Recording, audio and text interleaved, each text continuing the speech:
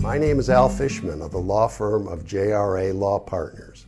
I am here today discussing with Lindsay Spiller a new exemption available to individuals who would like to get compensated for making introductions of potential investors to companies looking for financing. These individuals are often referred to as finders. Effective January 1st, 2016, the California legislature provided a new exemption, Section 25206.1, to the California broker-dealer licensing requirements. This exemption permits unregistered persons, that is to say, individuals who are not affiliated with a licensed broker-dealer, to receive finder's fees from the sale of securities. Each finder must first register with the Department of Business Oversight on a prescribed form and pay a fee. More on that in a moment.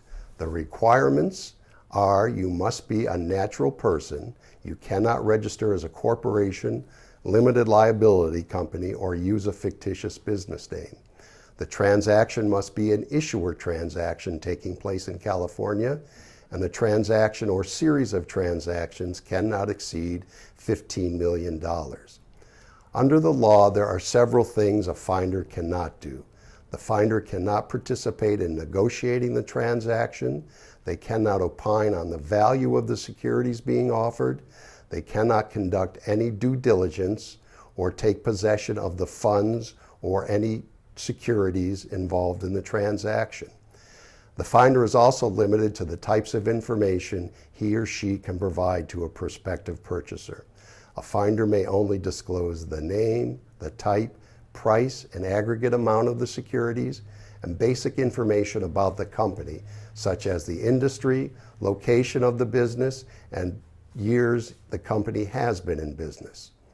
In order to qualify for the exemption, the finder must file a statement of information with the department which asks for your name, social security number, address, and contact information. It also requires the applicant to certify that he or she is not a bad boy under Rule 506D of SEC Regulation D.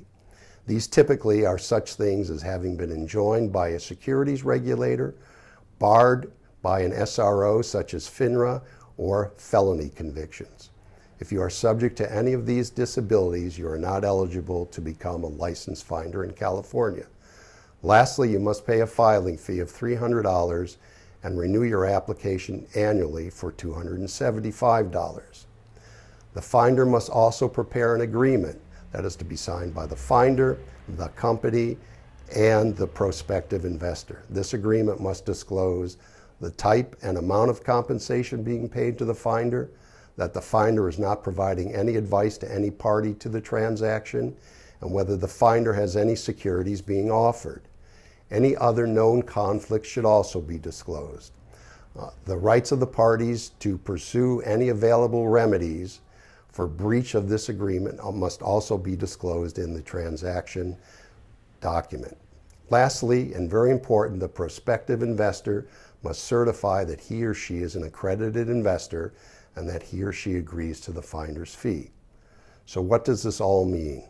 California has provided a mechanism where true finders can share information with their personal and professional contacts whom they believe might be interested in making an investment in a company looking for financing, and get paid for that transaction by a percentage of the investment being made.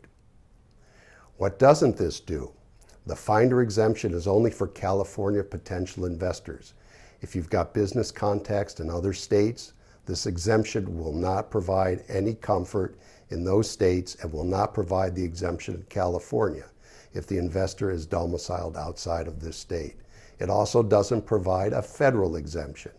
The SEC has not established a rule or regulation for finders and has historically tried to regulate finders through no action letters and enforcement actions. Finders will have to be disclosed on forms used in Reg D filings, and therefore the SEC will learn who's being used as finders pursuant to the California exemption. Eventually, the SEC will hopefully follow California's lead and set a federal standard for finder conduct. Thank you, and I hope this blog has been informative.